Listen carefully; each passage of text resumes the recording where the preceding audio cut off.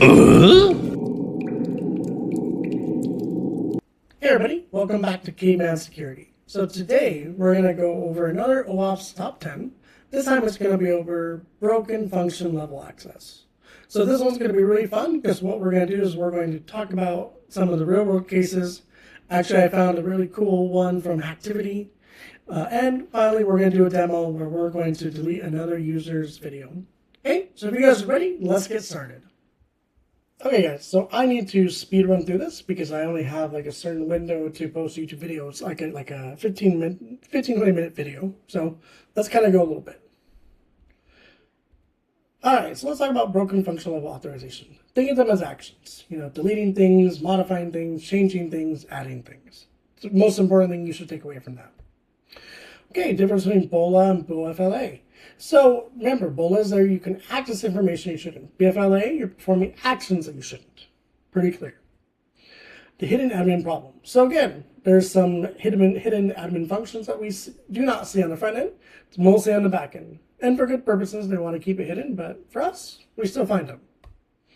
Okay, so here's a real world example. So a normal user will get API profile. Attackers will look for API, admin, users, whatever. As long as you see that admin endpoint, easy.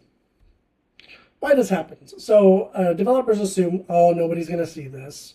Nobody knows the front end's hiding it. Users won't try it. That's not true. People will look for things. People will search for things. So never assume that people do not understand. Okay, so how attackers find functions. So a lot of times they'll look through like JavaScript files. You can find them on the web browser. I can show you how to do them later. You can do the API documentation, the Swagger files, stuff like this. And of course, you can start to get predictable. You can start to look at predictable patterns like API/admin, whatever. You can also enumerate that with like fuzzing. So small things to think about.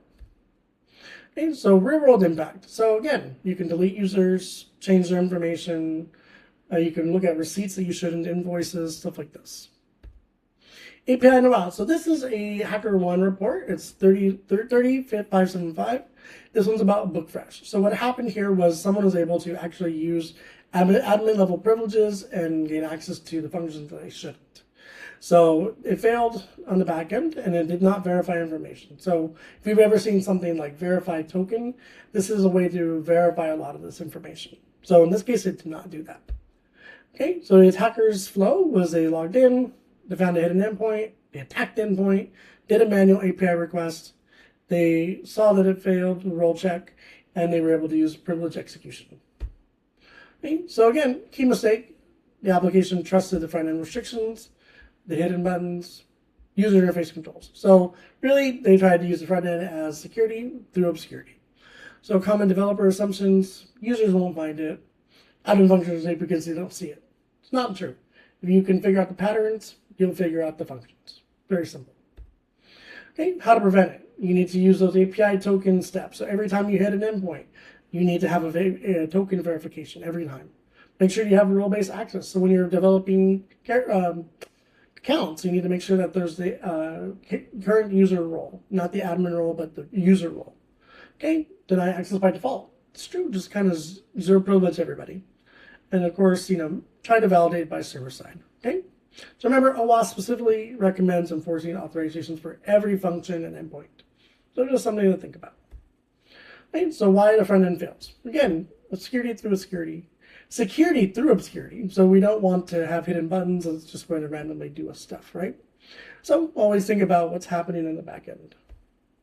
Okay, so here's a proper protection. Again, try to add verification, JWT tokens every step of the way. Make sure that admin roles are who they are supposed to be, not someone else.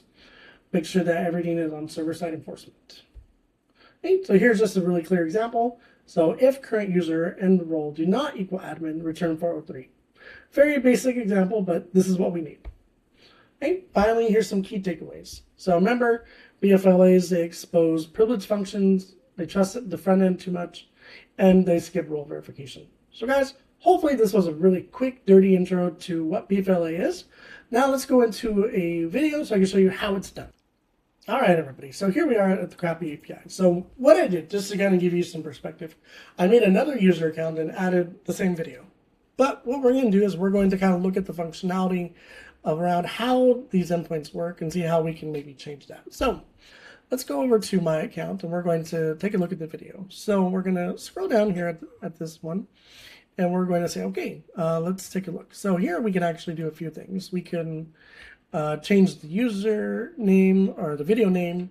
We can share it to the community, whatever. So we're going to try this. So we're going to say something like, change this, okay?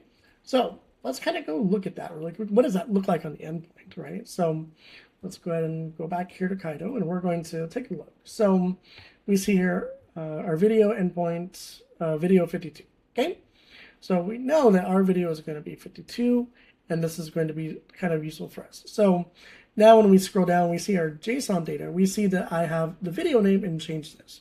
Okay, so this is quite important. So now let's talk about the original user that I just made. I just made another user, kind of got them going, right? So let's kind of look at that endpoint and what that video number can be. Because in our back of our mind, we already have video 52 as ours. So let's go ahead and assume if we found this user's identity, what their video could be. Okay, so let's see if we can find it. So let's see here.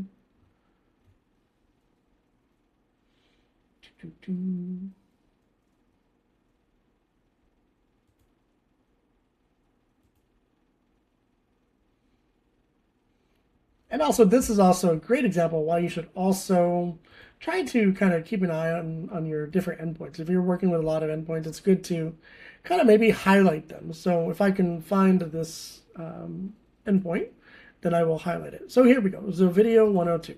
So let's see. I think Kaido may have a feature to where we could kind of keep this highlighted. Let's take a look here. Yep, we can highlight that. So I'm going to put this in red just so we know that's kind of my endpoint. So we see that video 102, and we set that up. Here's all the data for that. Okay, and then if we go back, we can go back to mine, and video 52. So we're going to keep that at red as well. So now when I'm doing this, when I'm highlighting, I'm trying to kind of keep myself organized because, again, there's a lot of data to look at. So what we want to do is we want to go ahead and see if we can kind of manipulate this a little bit. So let's take this to replay, and let's see if we can change this from a pull request to maybe like a delete request. So we're going to try this, and we're going to try and delete this video. So let's see if it'll work. Okay, so this says you need admin function level access to do this. Okay, so instead of trying to do any enumeration or fuzzing, we're just going to go through it in a very simple way. So instead of looking at the word user, let's go and change that to admin. Let's see what that does for us. So we have admin video 52, and we're going to delete. So let's try it. Okay, so we see that I've deleted my own video. Because remember, my video is video 52.